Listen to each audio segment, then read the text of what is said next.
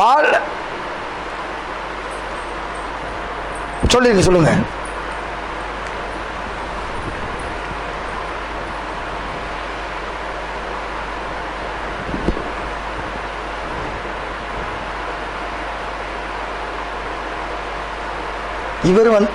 இவர் வந்தாரு, சரிங்க, நான் ரைட்டு, அதை ஏத்துக்கிறேன். அவங்க தாத்தா செய்த புண்ணியம் இவனுக்கு வந்திருக்குன்னு சொல்றதுக்காக சொல்றேன். அவ தாத்தா கடைசி வரைக்கும் சாகுற வரைக்கும் பாலில் தண்ணி கலக்காம ஒத்துருக்காரு சார். ஒரு சின்ன விஷயம் தான் சார், கடைசி வரைக்கும். இப்ப தண்ணி கலக்கிறது இல்லை சார். ஏன்னு தெரியுமா? தண்ணி விலை கூடி போச்சு. 1 லிட்டர் பால் 1 லிட்டர் தண்ணி ஒரே ரேட்டுக்கு விற்கிது.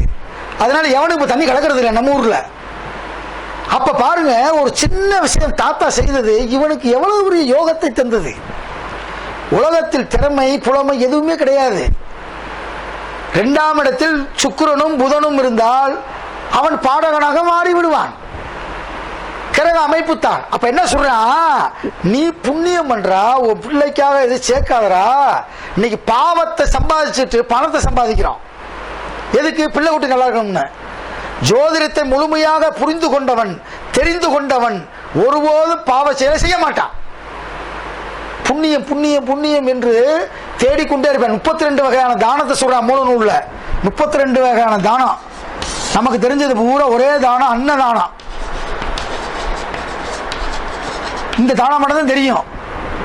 32 வகையான தானத்தையும் நம்ம செய்கிறப்ப நமக்கு பிறக்கக்கூடிய குழந்தைகள், அடுத்த ஜெனரேஷன், அவங்கெல்லாம் மிகச்சிறந்த ராஜயோக அமைப்புள்ள ஜாதகமாக நான் அமைத்து தருகிறேன்.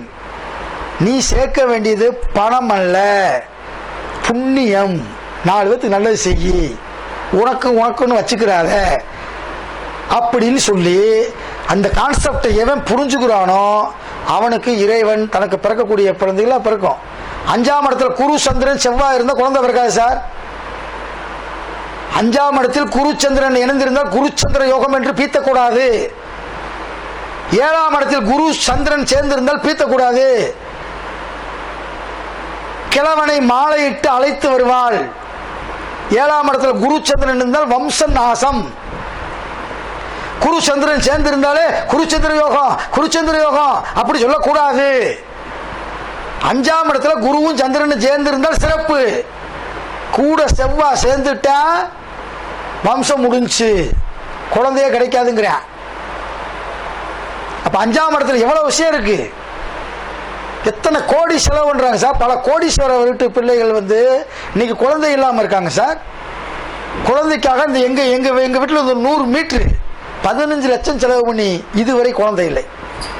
டெஸ்ட் பேப்பி, அந்த பேப்பி, இந்த பேப்பின்னு என்னென்னமோ அந்த ஆஸ்பத்திரி இந்த ஆஸ்பத்திரி அலைஞ்சு அந்த அம்மா இந்த விளம்பரம் சொல்லுவாங்க, எப்படி இருந்தேன்னா இப்படி ஆயிட்டே அப்படின்ற மாதிரி அந்த அம்மா அப்படி இப்போ ட்ரீட்மெண்ட் பார்த்து குழந்தையே இல்லை. சாதாரண விவசாய குடும்பத்தில் பிறந்தவர்கள், பணக்காரங்க கிடையாது. தோட்டத்தை வித்து வித்து வித்து வித்து 15 லட்சம் ரூபாய் செலவு பண்ணி இதுவரை குழந்தை இல்லை. குழந்தை என்பது செல்வம். குழந்தை நமக்கு பிறக்கிறது என்று சொன்னால் அது நாம் செய்த புண்ணியம். ஆண் குழந்தை தான் பிறந்தால்தான் புண்ணியம் அல்ல, அதை விட பெண் குழந்தை பிறந்தால்தான் உண்மையிலே புண்ணியம்.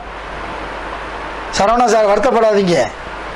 ஆண்கள் குழந்தையெல்லாம் பிறந்தீங்கன்னா ஆரம்பத்தில் சந்தோஷப்படுவீங்க, போ வருத்தப்படுவீங்க, ஏண்டா அவனை பெத்தான் அப்படின்னு. பொம்பளை பிள்ளைய பெக்கும்போது கொஞ்சம் லைட்டாக வருத்தம் இருக்கும். பின்னாடி கடைசி காலத்து வரைக்கும் உங்களுக்கு பாசமாக இருக்கக்கூடிய ஒரே ஒரு பிள்ளை பெண் குழந்தை தான். இறைவன் கொடுத்ததை ஏற்றுக்கொள்ளணும்.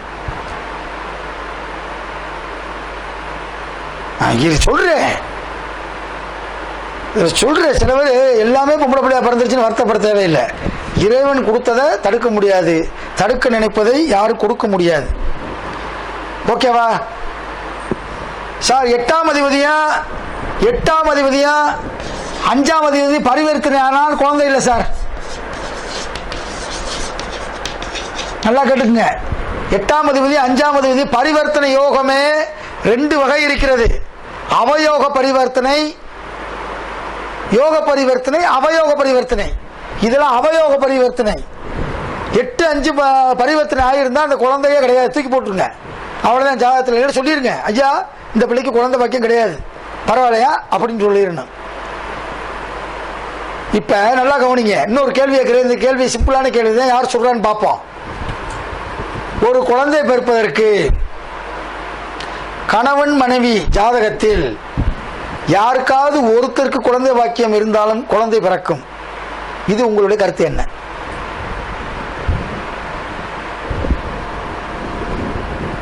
என்ன யாரு யாரு புதுசா புதுசா வந்தவங்க சொல்லுங்க. வாய்ப்புகள் இல்லை. Okay okay. அப்ப அடுத்தவங்களுக்கு பிறக்கிற குழந்தை வந்து நமக்கு பிறந்த குழந்தைன்னு நம்ம சொல்ல முடியாதுல்ல சார்? குழந்தை குழந்தை அவ்வளோ குழந்தை இருக்கு, ரைட்டு. அது நமக்கு பிறந்த குழந்தை இல்லையே, குழந்தை இருக்கு, அது அடுத்த ஆளு. அதுக்கு எடுத்து வளர்க்குறது ஒண்ணுதே, இது ஒண்ணுதே. ஓகே, அடுத்து நான் கேட்குற கேள்வி என்னன்னு முதல் தெளிவாக புரிஞ்சுக்கங்க. கணவன் மனைவி ஜாதகத்தில் குழந்தை பிறப்பதற்கு ஒருத்தர் ஜாதகத்தில் இருந்தா போதும் அப்படின்னு இருக்கா? இருந்தா ஒருத்தர் ஜாதகத்தில் வலிமையா இருந்தா குழந்தை பிறந்துடும். இது ரைட்டா? Venkatesh sir right right. இருங்க, அவங்க ஏதாவது சொல்லுவாங்கன்னு பார்க்குறேன். ஆர்கியூமெண்ட் தான் ஜோதிஷம். ஜோதிடம் என்பது தர்க்கம். இது ஒரு தர்க்க சாஸ்திரம். தர்க்கத்துக்கே நீங்க வரல அப்படின்னா எப்படி? தப்பா சொல்லிடுவோமே அப்படி நினைக்காதீங்க. போட்டியில் பங்கு பெற்றவனுக்கு வரலாறு உண்டு, தோத்து போனவனுக்கு வரலாறு உண்டு. வேடிக்கை பார்த்த யாருக்கும் வரலாறு கிடையாது. தெரிஞ்சுக்க, தோத்து போனவனுக்கும் வரலாறு உண்டு, வின்னருக்கும் வரலாறு உண்டு, ரன்னருக்கும் வரலாறு உண்டு. சுத்தியில் நின்று கை தட்டிக்கிட்டு விசில் அடிச்சுக்கிட்டு இருக்கான் பாருங்க, அவன் வரலாறுல வரமாட்டான். சும்மா பேசுங்க.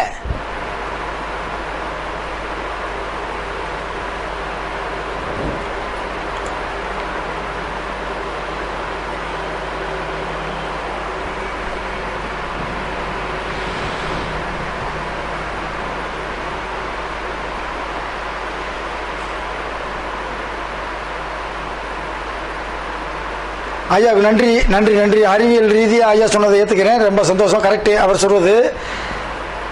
சார், யாருடைய ஜாதகத்தில் ஒருத்தருடைய ஜாதகத்தில் கூட குழந்தை பிறக்கக்கூடாததுக்கு இதுவரைக்கும் 166 விதி வைத்திருக்கிறேன். இப்போ நான் அந்த கிளாஸில் சொன்னது அதிகபட்சம் ஒரு 10 விதி சொல்லியிருப்பேன். என்கிட்ட 166 விதிகள் இருக்கு. அந்த 166 இன்னும் இருக்கு.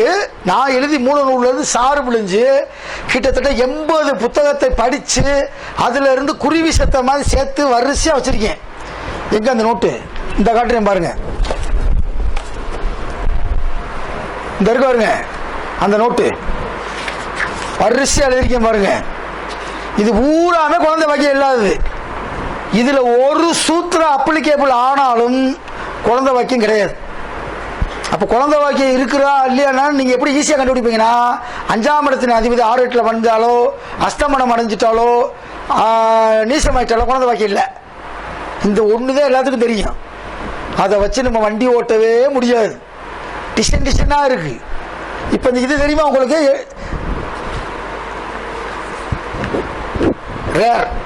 8-5 பரிவர்த்தனை ஆனா குழந்தை வாக்கியம் இல்லைன்றது எத்தனை பேருக்கு இப்ப தெரியும்?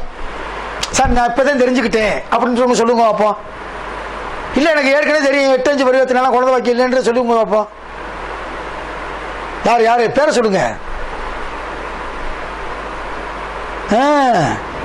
சார், நம்ம நினைக்கிறோம் பரிவர்த்தனை யோகம் பட்டுருச்சு, இந்த கிரகம் அங்க போயிடுச்சு, அந்த கிரகம் எந்த வந்துருச்சு, 2 கிரகம் ஆட்சி ஆயிடுச்சுன்னு. இது அவயோக பரிவர்த்தனை. சரி பாருங்க,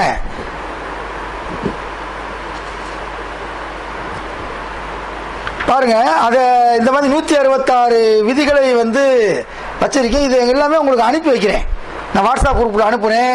இதுல உள்ளதை பூராமே நீங்க படித்து மனதில் தேக்கி வைத்துக் கொண்டீர்கள் என்றால் ஒரு ஜாதகத்தை பார்க்கும்போது பளிச்சு பளிச்சு பளிச்சுன்னு விழுதுறோம். இன்னைக்கு எத்தனையோ பேத்துக்கு குழந்தை பாக்கியம் இல்லைங்க. ஒரு 20 ஜாதகம் பார்த்தோம்னா அதுல 3 ஜாதகம் குறைந்தது குழந்தை பாக்கியம் இல்லாம இருக்கு. நான் எத்தனையோ பேத்துக்கு கல்யாணம் பொருத்தம் பார்க்க வர்றப்பே குழந்தை பாக்கியம் கிடையாதுன்ட்டேன்.